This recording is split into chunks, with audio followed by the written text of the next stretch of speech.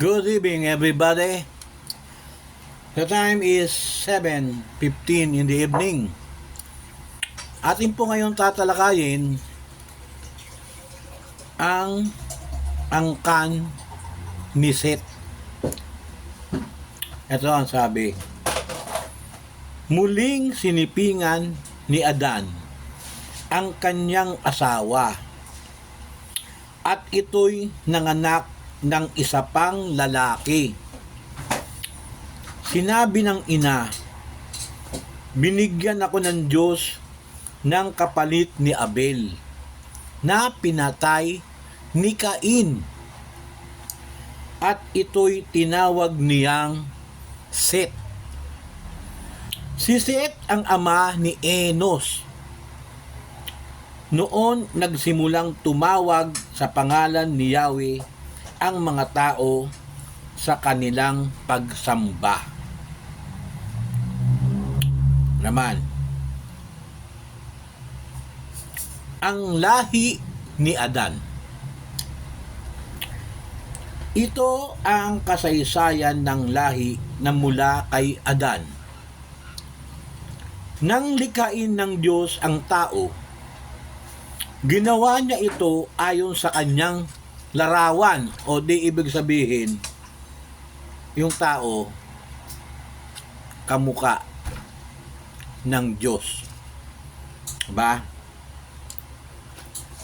Sila'y nilikha niya na lalaki at babae at matapos pagpalain, sila'y tinawag niyang sangkatauhan. Di ba? Nilikha niya lalaki at babae. Bakit? Siyempre, para dumami. Di ba? Kahit naman yung mga nilikha na hayop, di ba, lalaki at babae din yan? Ganun yun eh, di ba? Okay. Si Adan ay 133 taon nang maging anak niya si Seth. Wow. Pwede palang ganun. O, sige. Okay na. Na kanyang kalarawan. Sabihin, kamukha niya pala si Seth. Di ba si Seth? Okay. Kaso wala tayong makitang litrato ni Adan. Meron mga ano lang yun, likhang isip lang. Pero siyempre sa tagal na no, wala pa namang ano nun, yung camera, wala nang ganun. Pero siguro pwede naman may marunong nang mag-drawing nun. Kung na-drawing yung mukha niya, di ba? Makikita natin. Di ba? O siyempre, kamukha niya si Seth, edi yun din yun. Okay. Nabuhay pa siya ng 800 taon. Ito na nga eh. Sinasabi ko na nga ba, ayoko na magtanong na naman eh. Yun o. Oh. At nagkaroon pa ng mga anak na lalaki, babae. Namatay siya sa gulang na 930 years. Teka, kasi 930 years. Medyo, siguro, nung mga, ano na yun, mga era na yun, posible siguro mangyari yun, ano. Bakit? Kasi, siyempre, kukunti pa lang tao, walang polusyon, di ba? Masagana sa pagkain, kasi nga sila yung nagbubungkal, tapos yung mga halaman, yun yung kinakain nila, yung mga nilikha ng Diyos na mga hayop, siyempre, natuturin nilang kainin yun. Siguro nga, pwede na humaba ng 130 years ang buhay ni Adan. Ang ewan ko lang kung sino ang nagsabi na 930 years. Baka naman si Yahweh nagsabi nun. Di ba? O yung anak niya, pinasa dun sa naging anak, ganun. Yun ang kwento nila, di ba? Na 930 years. O di, okay lang, paniwalaan natin yun, di ba? Okay. Tuloy. Si Seth ay 105 taon nang maging anak niya si Enos. Ano sabihin? Ano panganay niya kaya si Enos? Bago siya nagkaanak, 105 years? Ano yun? Paano? O baka hindi naman panganay na anak si Enos. Baka binanggit lang dito yung Enos na anak niya. Pero hindi naman siguro yung panganay na anak. Dahil 105 years nung naging anak na si Enos. Ako po, ano nangyari? Sige, tuloy natin.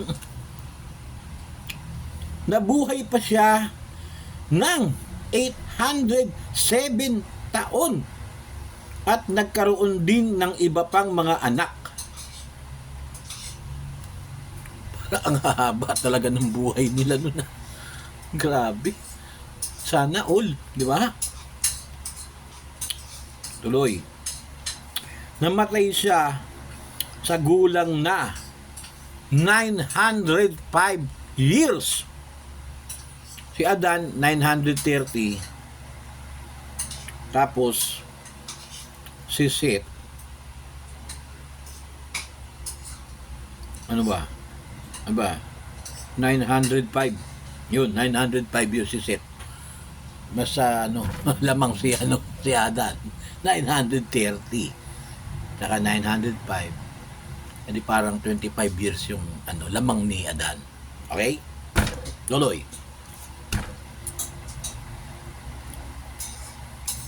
Si Kenan naman ay 70 taon nang maging anak niya si Mahalalel.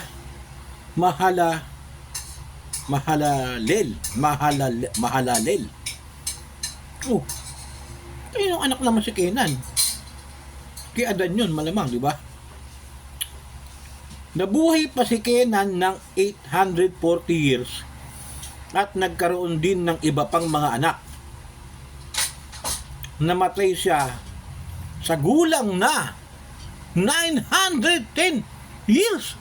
Ibig sabihin, panahon na yung era na yun, puro pa nga 900 years sila nabubuhay. Pwede siguro yun, pero pag sa science mo tinignan, explanation ng science o scientific explanation, ang sabi,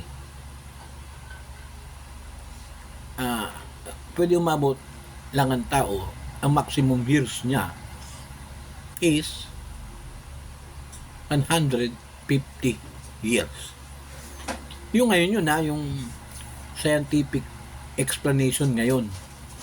Yun. Hindi ko lang alam kung para sa ngayong era. Di ba? Baka iba yung ngayong era na to, iba yung era nila nun. Pwede kasing ganun di ba? Okay, tuloy.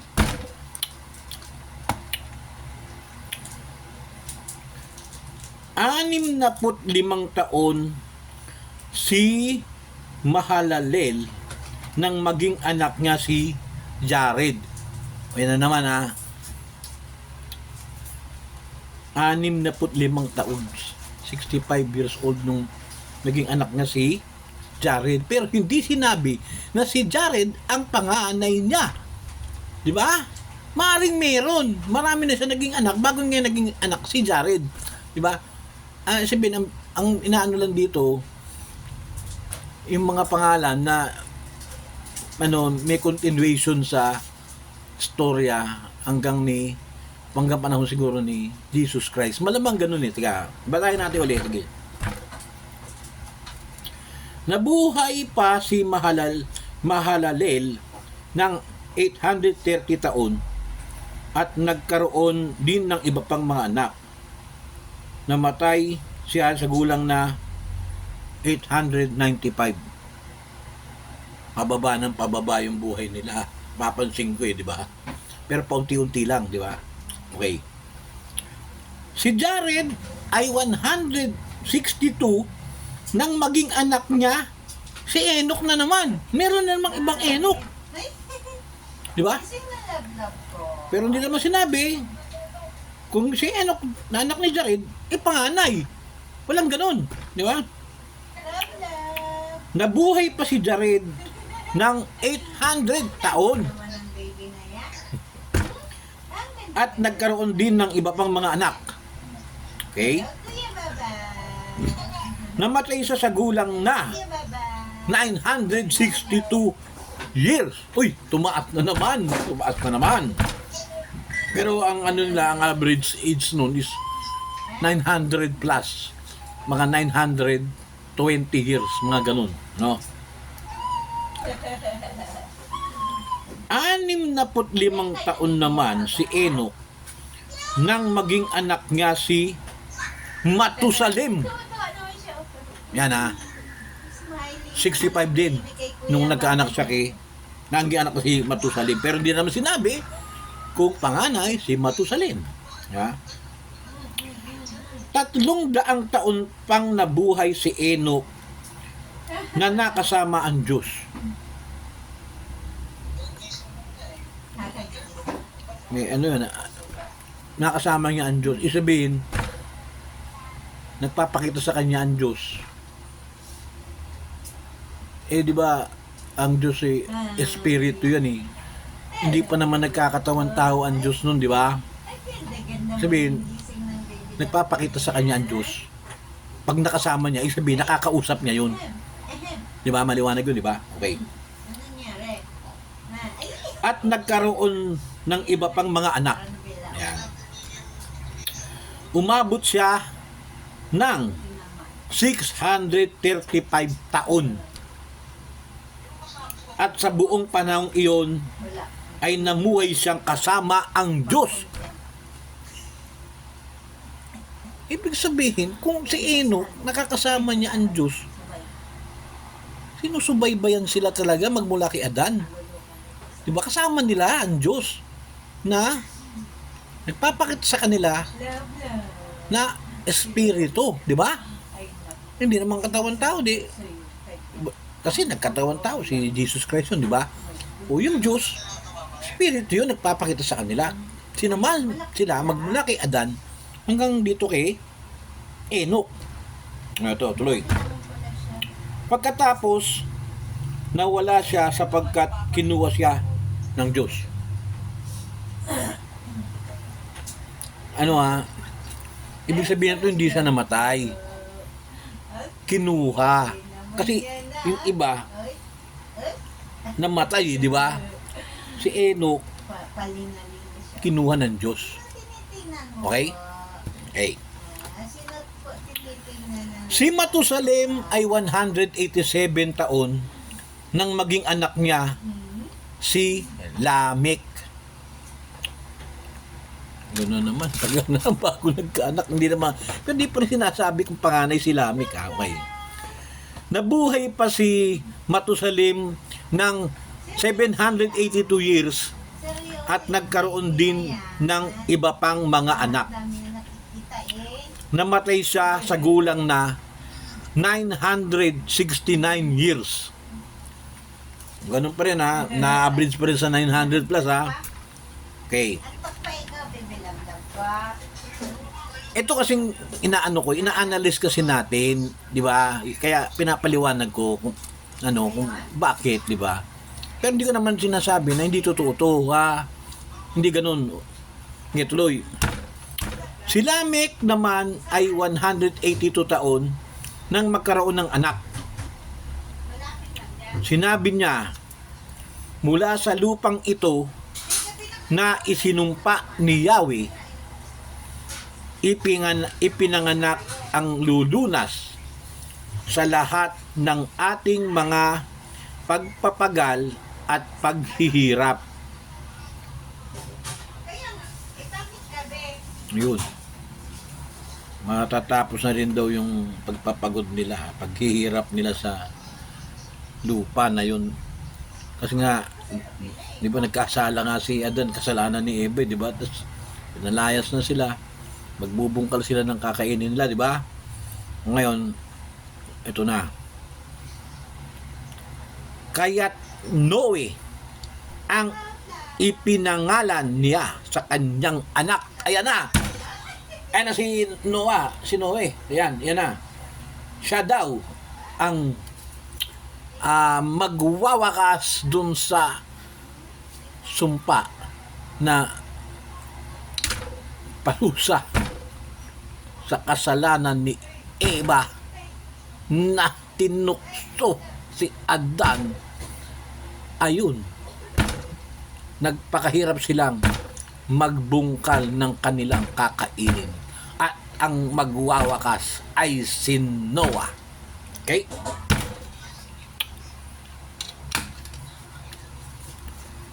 Nabuhay pa si Lamech ng 595 years at nagkaroon din siya ng mga iba pang mga anak. Namatay siya sa gulang na 777 years. 777. Si Noe na may 500 na nang maging anak niya, sina Shem, Ham, at Japet. Parang ano yung sinasabing ganun, yung 500 years, mukhang panganay si Shem eh. Si Shem, bakit ang tagal nila bago magkaanak? Sige, okay lang. Ito na. Tuloy na natin. Ang kasamaan ng sangkatauhan. Napakarami na ng mga tao sa daigdig ng panahong iyon. Siyempre, kahit naman revisahin natin, sa ilang generations na yun, dadami yun. Di ba? Okay.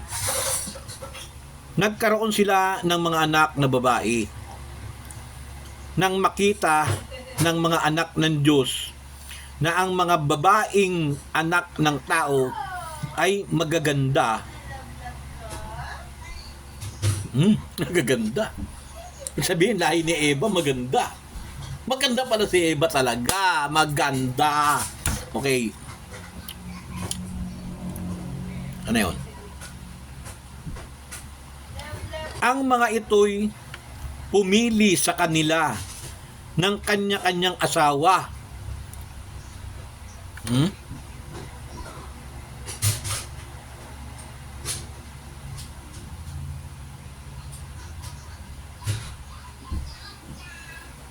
Ayun no, parang ano parang yung nabasa ko sa isang article. Kasi sabi dito, pumili ang mga anak ng Diyos ng kanya-kanyang asawa dun sa mga babae kasi nga magaganda. Sabi, may anak yung Diyos. Parang yung article na nabasa ko, parang ganito storya nun eh. Yung daw yung Yahweh na tawag, version nito ng extraterrestrial being pero ang inaano ko ng scientific approach dito sa biblical approach. Ang sabi kasi sa scientific approach explanation, yung panahon na yon, yung era na yon, ang sinasabi nila, ang Yahweh na may mga anak at nagpag-asawa doon sa magagandang lahi ni Adan, ano daw yun? UFO? Extraterrestrial beings. Yun daw ang Yahweh tinatawag nila na nagpapakita sa kanila madalas. Ibig sabihin,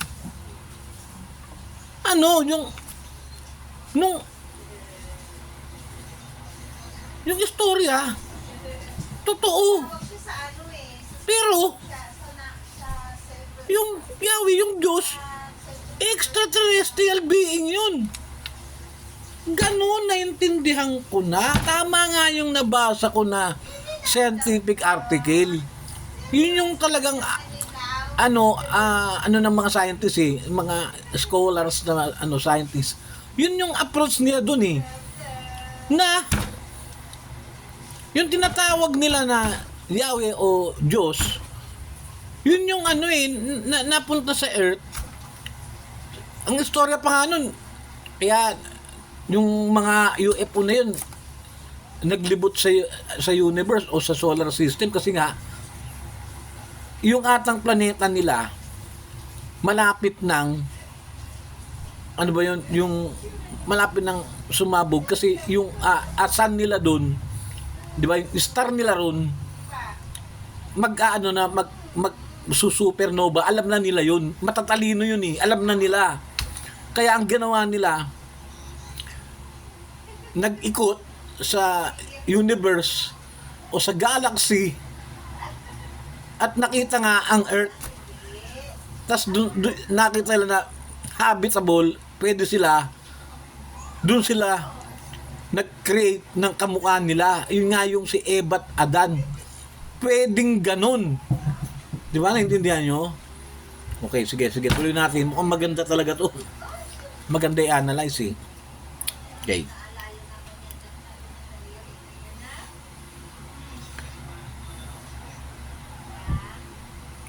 Hindi nalalampas sa 120 years ang kanyang buhay sa daigdig. Nasabi pala ni Yahweh. Sinabi ni Yahweh, hindi ko ipapahintulot na mabuhay ng mahabang panahon ang tao sapagkat siya'y makalaman. Ibig mo sabihin, pag sinabi kasing makalaman, ano yun? Sabihin, puro sex. Oo nga kasi magaganda daw yung babae. Tapos, namili yung mga anak ng Diyos. Ito sa mga babae na yun, bembangin. Kaya nagalit na naman si Yahweh. Pero iniisip ko doon, di ba sabi, magparami kayo eh. Bakit ganun? Siguro, hindi tama yung ano. Baka mahalay siguro yung ano, yung pangyayari na yun. Di ba kasi, pag sinabing, magparami kayo, yung saan, tamang paraan siguro, hindi yung, yung palitan ng asawa. Mali yun, di ba? Baka ganun ang ginagawa nila o kaya o anong klaseng bimbangan pinaggagawa nila na, di ba? Mali, di ba? Kasi kung naggalit nga si Yahweh, tuloy natin. Tuloy, naging 120 years na lang yung buhay ng tao. Okay, tuloy.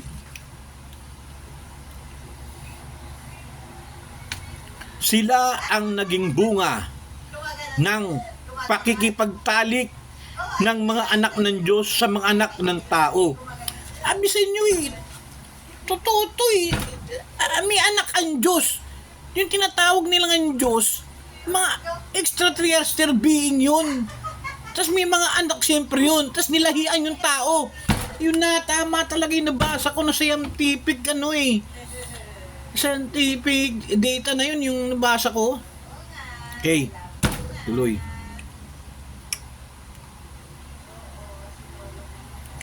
Ang mga higanting iyon,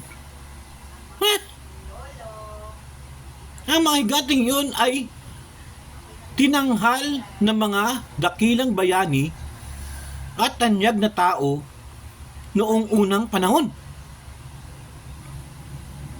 May higante. Ibig mo sabihin yung mga naging anak nila,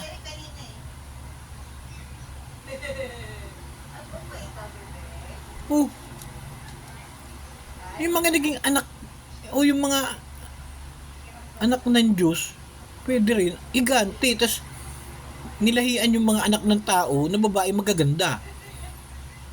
Parang gano'n ang pagkaintindi ko ha. Ito, tuloy.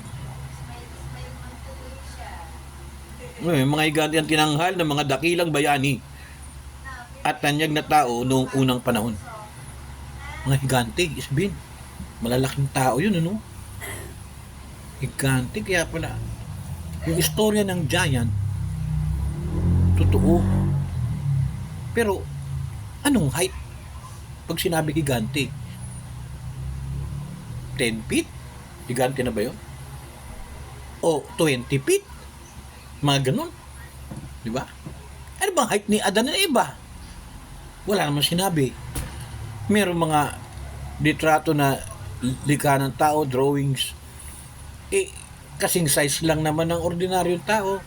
Siguro mga 6 feet, mga ganun. Pero yung sinabing higanting tao, maybe, pag sinabing higante, 5 times the average height of human beings then. For example, 6 feet times 5, 30 feet. Pwedeng ganun. Di ba? Okay. Tuloy. Nakita ni Yahweh na laganap na ang kasamaan ng tao sa daigdig. Ano naman manaya sa akin? Kasi marami na no? Alam mo talaga, pag marami, Sa inyong dalawa yan nagmana. mas malala ang mas dadami rin yung kasamaan. Isipin, madami nga eh. 'Di ba? Pag dumadami ang population, ang krimen o kasalanan, siyempre dadami rin kasi maraming pwedeng gumawa. 'Di ba? Yun lang ang ano nun eh. 'Di ba, common sense, 'di ba? Okay. Tuloy. At puro kasamaan na lamang ang palaging nasa isip nito. Sabihin ng mga tao, puro kasamaan ang nasa isip. Sige, tuloy. Kaya't labis na ikinalungkot ni Yahweh na nilikha pa niya ang tao. Yun. Sisi si Yahweh. Siguro, ganito yun. Nung dumating sila, trawag ni Yahweh dito, yung mga extraterrestrial being, nung lumanding yung spacecraft nila dito sa Earth, konti lang sila. Kaya, ang ginawa, siyempre, advance yung technology nun kasi nga, nakakapag, ng interstellar travel, di ba? Kaya nila yun. Hanggang ngayon, di natin kaya yun, di ba? Limited lang, eh. Sila nun, siyempre, mas matatalino sila nun, mas advanced sila nun, kaya ang tawag nga natin sa kanila, nila pala, o ngayon natin, Diyos yun, Diyos ang pangalan, Yahweh.